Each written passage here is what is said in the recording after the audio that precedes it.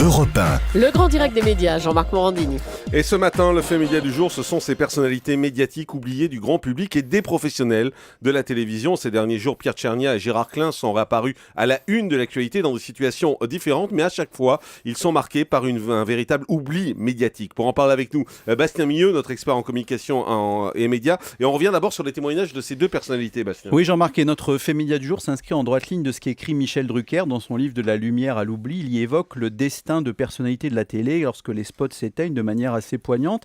Et il parle notamment de Léon Zitrone ou de Jacques Martin qui ont connu les moments difficiles après avoir été des monstres sacrés de la télévision, des stars qui ont donc marqué une époque et qui ont disparu des caméras alors que le public les gardait dans leur cœur. Eh bien, l'actualité nous en livre deux autres exemples ce matin, notamment Pierre Tchernia. Pierre Tchernia, on ne le présente plus, mais peut-être pour nos plus jeunes auditeurs, c'est l'un des derniers monstres sacrés du petit écran. Il a participé au premier JT diffusé à la télévision en France en 1949. Il a été le présentateur des émissions cultes Monsieur Cinéma et Mardi Cinéma. Et puis, il a terminé sa carrière télévisuelle en étant l'alter ego d'Arthur dans Les Enfants de la télé de 1994 à 2006. Et bien aujourd'hui, à 86 ans, il vivrait retiré dans une maison de retraite en région parisienne. C'est l'hebdomadaire Ici Paris qui a retrouvé sa trace dans un article où, précisons-le, aucun propos de l'animateur n'est rapporté, donc à prendre avec les précautions d'usage. On apprend que Pierre Tchernia ne recevrait que très peu de visites, aucun collègue, aucun ami du métier. Le magazine précise que seul l'un de ses fils passerait de temps en temps le voir et l'amènerait en vacances en famille assez régulièrement. Ce serait tout, donc un destin, on va dire, un peu triste pour ce grand monsieur de la télévision.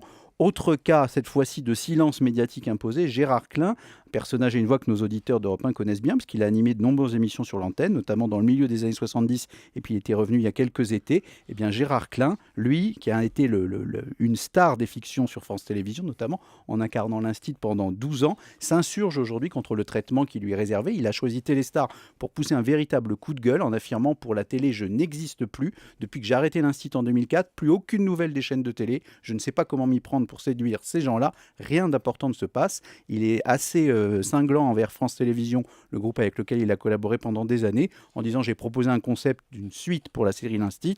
On retrouverait le personnage aux quatre coins du monde. J'ai proposé l'idée aux directeurs différents, mais personne n'a voulu l'entendre. Je n'ai aucun retour. Avant de conclure fataliste, je dois avoir des casseroles. Aujourd'hui, Jean-Marc, son appel est lancé et relayé. Alors comment expliquer cette discrétion médiatique de la part de certaines personnalités ? Par les bouleversements qu'a connus la télévision depuis les années 80, fini les grandes soirées de variété capables de rassembler plus de 50% du public, et donc fini l'époque des animateurs rois, notamment, et dorénavant, de nombreux patrons de chaîne vous le confirment à ce micro à chaque fois qu'on les reçoit. La star, c'est le programme, c'est le credo d'M6 et maintenant de TF1. Le présentateur doit être au service de programme, on le souhaite interchangeable, et rares sont les animateurs aujourd'hui qui demeurent à eux seuls des marques, comme Michel Drucker, Patrick Sébastien, Laurent Ruquier ou encore Thierry Ardisson. Il faut dire que le paysage médiatique a été totalement bouleversé, Jean-Marc. En 30 ans, on est passé de 3 à 25 chaînes. Ce sont les concepts qui ont pris le pas sur les animateurs, et les chaînes ont bien compris. Fini les contrats d'exclusivité et le règne des animateurs producteurs. La crise est-elle aussi passée par là ? Mais ce qui est étonnant, Bastien, c'est quand même que la télévision et les sociétés de production savent pourtant faire appel à certaines personnalités pour les faire revenir en pleine lumière. Ça arrive. Exactement, et ça a commencé avec le concept des émissions de télé-réalité qui, on va dire, mettaient en scène d'anciennes stars dans des situations un peu cocasses, comme La Ferme Célébrité, Je suis une célébrité, sortez-moi de là, ou encore Première Compagnie. On y avait retrouvé notamment les anciens animateurs Philippe Risoli et Daniel Gilbert. Et puis aujourd'hui, ça a changé pour des concepts un peu plus fédérateurs qui permettent eux aussi de relancer des carrières. Le meilleur exemple en étant Danse avec les stars. On prend à la fois des idoles, des ados, comme la chanteuse Stahl, des stars des années 80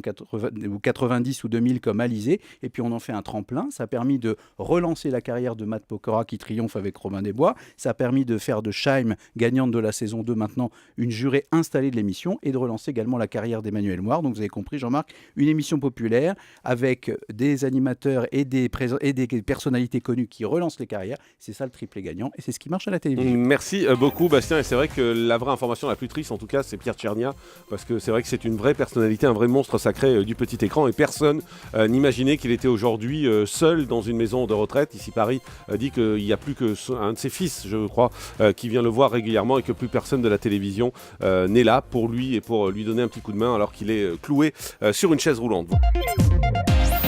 Europe